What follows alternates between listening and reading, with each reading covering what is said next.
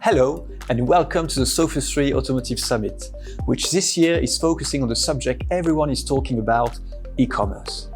In this short video, we will examine the trends in online car buying and what they mean for brands as they continue to navigate these uncertain times. As always, with Sophus3, our recommendations are based on data rather than opinion.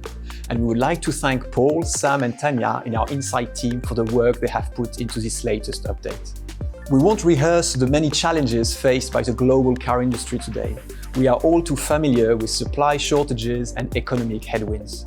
With customers waiting for up to 6 months for the delivery of their new car and a renewed focus on used cars, we know that the new finance product and ownership models will be key. Car brands and the captive banks will need to be more creative if they're going to succeed in extending the customer life cycle, including better control over the ownership experience. Mobility as a service is starting to gain traction at last, with Volvo reporting strong growth in subscriptions and Stellantis taking a leadership position with its free-to-move service, which offers a mix of subscription, sharing and rental usage models, including micro-rental. Crucially, it is all becoming more affordable. In Europe, in the first 9 months of this year, sales of pure EVs increased 25% to give them 12% market share, as sales of petrol and diesel cars fell by 20%. Digital market share for EVs also continued to grow, although the rate of growth has visibly slowed, which may suggest that the push to make EVs affordable must come next if mainstream buyers are going to make the switch. The EV index from Sophus3 shows that there is a continuing and growing north-south divide in how EV-ready European countries are, and that price is the main barrier. EVs in Europe, with a notable exception of Norway, remain 1.5 times more expensive on average than their fossil fuel equivalents. It's a trend that will favor Chinese brands, who, with a weaker home market, are now turning their attention to Europe, and they're going to focus on one thing: price. Tesla's recent discounts may have triggered a price war in the premium end of the market, but it will be Dongfeng, MG and others offering vehicles under 25,000 euros who mobilize the masses into EVs. Sophus3's recent briefing paper assessed the digital capabilities of these new Chinese entrants, noting that brand awareness is already accelerating. In fact, our data revealed that Chinese brands had an amazing 16% of the digital audience in Norway at the end of last year. One Chinese brand to watch is BYD, which invested heavily in the Paris Motor Show in October, unlike most traditional Western brands. It has forged strategic partnership with Europe's largest dealer network, scored 5 stars in Euro NCAP test, and even launched the mandatory EV supercar. With investment in logistics and European manufacturing, BYD looks like it could be a significant new player. Meanwhile, the traditional European brands are making their own changes, pulling out of small car segments including the Ford Fiesta, which will only encourage the Chinese competition. It makes Mercedes' decision to commit to being a luxury brand look even more strategic. Also at a cost. Will they really stop making the A-Class? We are not surprised to see that the body style which generates the most digital audience remains the SUV. In a recent interview, Citroën CEO Vincent Kobe said that the days of SUVs were numbered, killed off by their weight and aerodynamic disadvantages as ICE cars give way to electric powertrains, but for now consumers would beg to differ, with SUVs of all sizes accounting for more than 50% of both new car sales and digital market share in Europe. Market forecasts suggest that we will see strong growth in new car sales this year, but registration will remain well below pre-pandemic levels. Winners and losers are hard to predict, but brands such as Volkswagen, Kia and Hyundai can potentially gather up buyers shaken out of the premium tree by high interest rates and the new opportunities of electrification. This unprecedented volatility in both the market and the automotive business model means two things. The competition for buyers will be stronger than ever, and second, digital will be the key battleground. The established brands in Europe have always been brilliant at building on their product advantage, producing new cars that make the disruptor brands look like old technology. But now they must apply the same commitment and creativity to the customer direct relationship. So how is the industry doing? I'm now going to hand over to Sophus3's Head of Insight, Patrick Fuller, to explore the digital trends over the past 12 months. Over to you, Patrick. Thanks, Scott. In common with most indices since the pandemic, our numbers paint a mixed picture. In the past 12 months, Germany was the only Big Five European market to record an increase in traffic to automotive websites, up 11% in contrast to double-digit declines for the UK, France and Spain.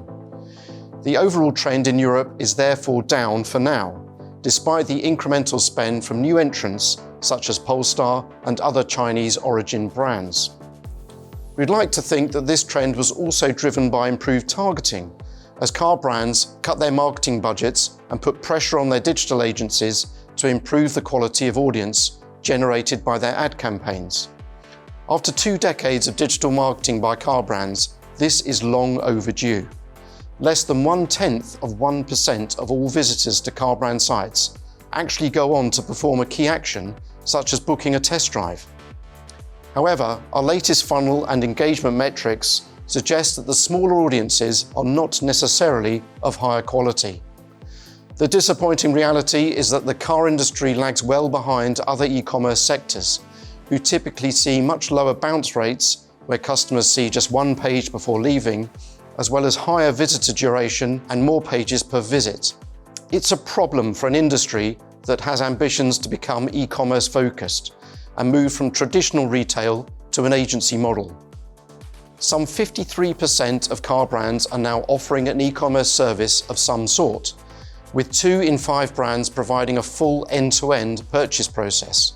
But currently, just 4% of visits include an e-commerce page, which speaks to the challenge ahead. How can car brands get their timing right and match consumer appetite for the direct online purchase over a traditional in-person experience? Again, the data tells the story. We picked 3 brands who take a very different approach to website design. Tesla, which focuses on transaction, Kia, which takes a more traditional content-led approach, and finally Volvo, which is a hybrid of the two, offering both content and transaction. Kia, the biggest seller of the 3 brands in the markets we looked at, attracts the largest number of visitors but the lowest engagement scores. Tesla, despite its focus on transaction, scores much more highly for engagement and has the highest page views per model. But it is Volvo that strikes the best balance, achieving a low bounce rate and higher page views per visit. The time a typical visitor spends on the site is double that of the other 2 brands. For full details of this analysis or any other question that our data can answer, please do get in touch. Thank you, Patrick, for those e-commerce insights, which tells us just how complex it can be to develop a successful customer direct strategy. Our Digital Car Buyers in Numbers white paper, which is available exclusively to clients and partners, provides advice on how car brands should approach digital, including the latest best practice example from our work with clients in Europe and globally. Sophus3 has an analytics team dedicated to Adobe and GA4 who spend their time organizing data for automotive brands to make the right business decision, and we will leave you with their 5 recommendations for the year ahead. First, consider the importance of interacting with the human agent to deliver the personalized response that consumers expect. Text chat, video chat, and virtual showroom all have measurable impact, not only on conversion levels, but also on the ownership experience. For example, the handover of a product with unfamiliar technology, such as an EV. Second, ensure your website shows what new car stock is available. We know that new car buyers are impatient, completing their research on car brand site in as little as 2 weeks. It is essential to show what cars can be bought now. Our third suggestion is to review your digital reports and how they can be used to break down internal silos. Most car brands allow different teams to measure in different ways, which results in poor internal communication and a disjointed customer experience as your visitors are handed over from one department to another department. Remember that the way a business wants to measure itself, focusing on the sales funnel and conversion, is in direct conflict with the way a customer wants to shop. Fourth, ask your teams to do digital mystery shops to act as a counterpoint to your analytics. Pick a specific area of the user journey and compare your site with that of 5 competitor brands. what could be improved, what ideas could be copied, and how good your customer experience compared with the market. Finally, our fifth piece of advice: think about the digital mindset of your organization. Build a roadmap for your organization transition to customer centricity and empower your staff through training to play their part in the customer experience. The digital team should be the whole company, not the IT department. So it just remains for me to thank you for watching, and on behalf of the entire Sophus3 team, we look forward to working with you on the challenges ahead.